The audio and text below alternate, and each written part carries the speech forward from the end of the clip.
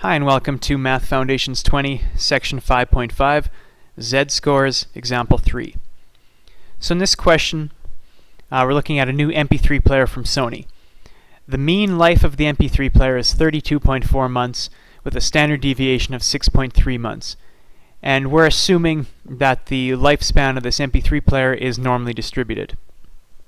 So what that tells us is we could do a sketch of the normal curve, and in the middle would be 32.4 months, and one standard deviation above would be 38.7 months, right? And basically that would tell us that in here 34% of the MP3 players would last between 32 and 38 months. Okay, so we could use that information. So part A here says they want to offer a warranty that'll only cover 1.5% of the MP3 players. So 1.5% of the MP3 players, right, would be way over here somewhere. And basically they only want to cover the ones on this side of the 1.5%. So what we want to know is, right, how many months lines up with that 1.5% line. So how many months are basically correspond to that 1.5%. So what we can do then is we've got 1.5%, which corresponds to an area of 0.015. So an area of 0.015. And when we're given an area, that's where we use these Z-score tables. So basically, from an area of 0.015, we then can find out the Z-score that corresponds to that. So if we go to this, we're looking on the inside here at the areas. And so we're looking for an area of 0.015. 0.015, this one here is exactly 0.015. So the corresponding Z-score with that area is negative 2.1, and then the next decimal place is what we get along the top here. So it's negative 2.17. Okay, so we have a Z-score of negative 2.17, which corresponds to that 1.5%. So basically this means that 1.5% is going to be negative 2.17 standard deviations below the mean. Okay, so looking at the other information we have, right, we have that the mean is 32.4 months. We have the standard deviation is 6.3 months. We now have a Z-score of negative 2.17. And what we want to know is the X value, or the months, that corresponds with that Z-score. So the formula, right, is Z equals X minus mu divided by sigma. So in this case, we've got negative 2.17 equals X, take away 32.4 divided by 6.3. And then we just need to isolate that X. So to isolate the X, right, we multiply both sides by 6.3. And then we'll add the 32.4. So it's going to be 6.3 times negative 2.17, and then plus 32.4, which works out to be 18.729, and that's months. So basically, this line here, right, is like 18.7. So that tells us that 1.5% of these MP3 players are going to break down within the first 18.7 months. And those are the ones that they want to cover on warranty. So if they're offering a warranty, they're going to offer something of 18.7 or less. So generally they're going to round to the nearest month below that. They don't want to go up to 19 because that means they're going to have to repair more of them. So going down, we would say, right, they're probably going to go with an 18-month warranty. And that way they're going to repair a little bit less than 1.5% of them.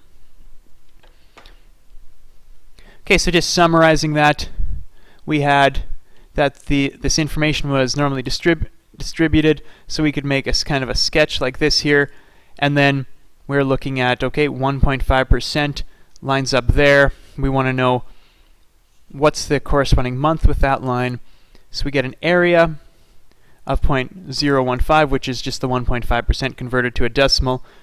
We went to the z-score table, found negative 2.17 was the corresponding z-score, and then we just solved for the x value, which was 18.7 months, so they're probably going to give an 18-month warranty. Okay, so then part B says if 10,000 units are sold, how many should they expect to have to repair under warranty?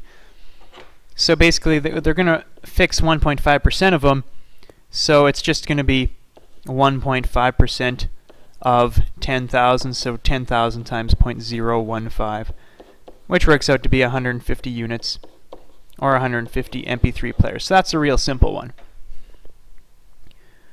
Okay, and then part C, Sony offers an extended warranty at an additional cost. So you could buy this additional warranty here. If they decided that with the extra cost, they're going to fix up to 20% of the MP3 players, what length of extended warranty should be offered? Okay, so now we've got our curve here, and we're looking at 20%. So 20%, right, is going to be somewhere around here. So we want to know, right, what's the corresponding months, right, that correspond to the 20%. So again, the 20%, that's an area equal to 0.2, right, because we moved the decimal 2 places.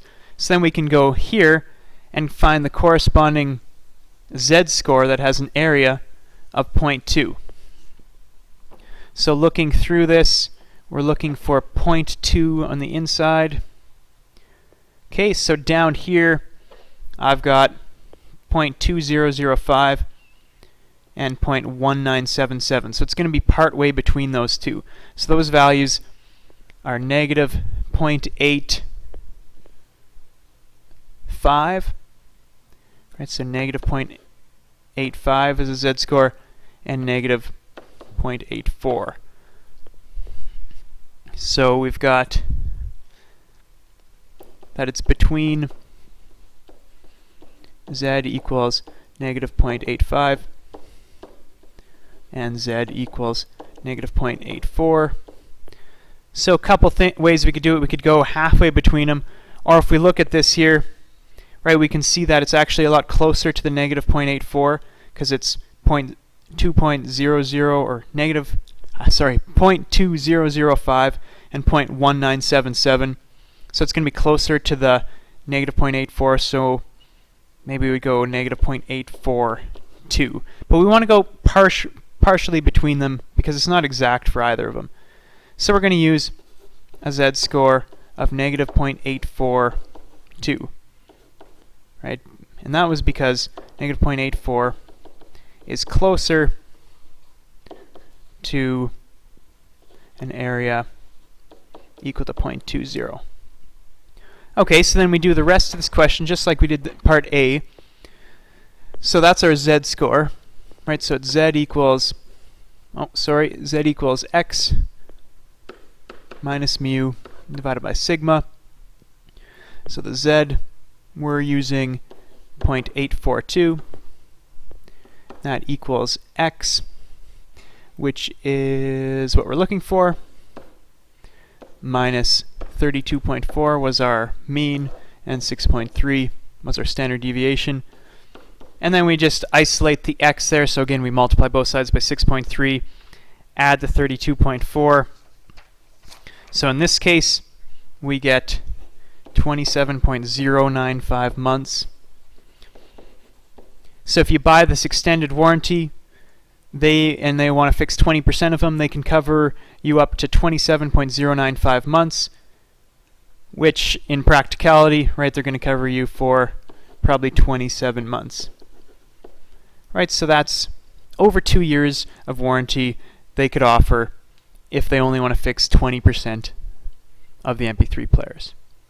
Okay, so again, we took the 20% and we found the corresponding z-score with that by using the 20% as an area of 0.2, and then once we found that z-score, right, we subbed it into our formula and we found out, right, what our x value is that would be for an area of 0.2 or 20%. All right, so this stuff is pretty tricky, but hopefully you're starting to get the hang of it. Good luck, and I'll see you in class.